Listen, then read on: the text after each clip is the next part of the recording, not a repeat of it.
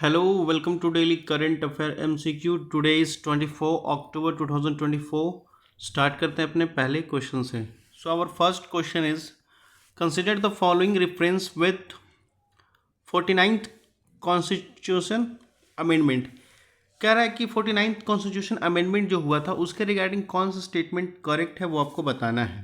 So our first statement is Article 183 was amended by 49th constitution amendment. Article 183 को amend किया गया था 49th constitution amendment में. ये आपका पहला स्टेटमेंट करा है. Second statement, under the amendment the appointment of governor become a matter of consultation with chief minister. इस अमेंडमेंट में क्या किया गया था, ये प्रावधान लाया गया था कि जो अपॉइंटमेंट है गवर्नर का यानी राज्यपाल का, वो चीफ मिनिस्टर से यानी मुख्यमंत्री के सलाह से कंसल्ट करके अपॉइंट किया जाएगा.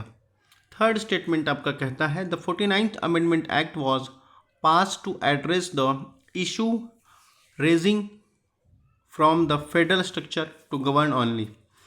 49th अमेंडमेंट एक्ट में ये भी कहा गया था कि एड्रेस की गई थी वो इशू जो फेडरल स्ट्रक्चर ऑफ गवर्नेंस को क्रिएट कर रही है. ठीक है, तो उसको भी एड्रेस किया गया था. फोर्थ स्टेटमेंट आपका कहता है the 49th amendment act was enacted during the tenure of Rajiv Gandhi. ये 49th amendment act Rajiv Gandhi के टाइम पे आया था जब राजीव गांधी प्रधानमंत्री थे.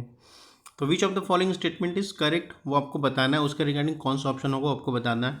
बताओ. So our correct option is A 1, 2 and 4 only. Okay, हमारा करेक्ट ऑप्शन क्या हो जाएगा, 2 और 4 हो जाएगा. फर्स्ट और थर्ड आपका गलत हो जाएगा. ओके, तो move to the next question. देखो हमारा नेक्स्ट क्वेश्चन जो कह रहा है कंसीडर द फॉलोइंग पेयर. इस पेयर को ध्यान में रख करके आपको ये बताना है कि कौन सा करेक्टली मैच्ड है. ठीक है, जैसे फर्स्ट पेयर आपका कहता है इसमें आपका डिजीज बताया गया है पहले, और दूसरे साइड में आपका क्या किया गया कि डिजीज के कारण किससे फैलता है डिजीज. ठीक है, तो पहला आपका कहता है कालाजार, उसके नीचे लिखा गया लेशमेनिया. उसके बाद देखो ट्रोकोमा लिखा गया, इसमें लिखा गया आपको स्टफक्लोस. एम्पी पॉक्स जिसको मंकी पॉक्स कहते हैं उसके रिगार्डिंग यहाँ पर लिखा गया है नसीरिया गोनोरिया. पोलियो में लिखा गया Salmonella. Sorry for the pronunciation, Salmonella. तो इसमें से कौन सा करेक्ट है वो आपको बताना है जो करेक्टली मैच्ड है. ओके, बताओ.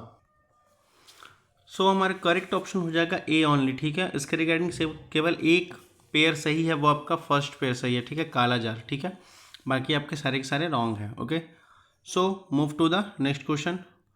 So the third question is consider the following with reference to the entry included in the union list in the 7th schedule of the constitution.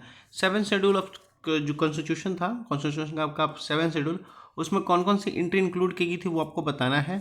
तो पहला कहता है आपका डिफेंस, दूसरा कहता है पब्लिक हेल्थ, तीसरा कहता है inter state trade and commerce. बहुत इंपॉर्टेंट क्वेश्चन है, तो बताओ इसका आंसर क्या होगा.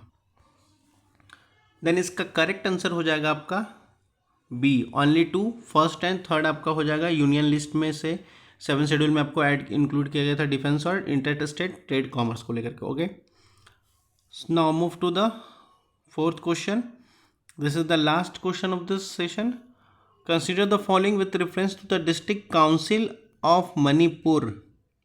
डिस्ट्रिक्ट काउंसिल इन मणिपुर की बात कर रहा है, इसके रिगार्डिंग कौन सा स्टेटमेंट करेक्ट है वो आपको बताना है. तो so our first statement is the primary purpose of district council in Manipur to provide the local self governance and administration. जो पहला पर्पस जो उसका एम है डिस्ट्रिक्ट काउंसिल मणिपुर का, वो आपको सेल्फ गवर्नेंस और एडमिनिस्ट्रेशन प्रोवाइड कराता है. सेकेंड कहता है आपका कि the state assembly of Manipur responsible for the formation of district council of Manipur. State assembly Manipur के वो रिस्पॉन्सिबल है डिस्ट्रिक्ट काउंसिल ऑफ मणिपुर बनाने के लिए. थर्ड कहता है आपका the tenure of the elected member of district council in Manipur is 5 year. कितना टेन्योर होता है आपका, तो 5 ईयर होता है. तो इसके रिगार्डिंग कौन सा स्टेटमेंट करेक्ट हो आपको बताना है. बताओ.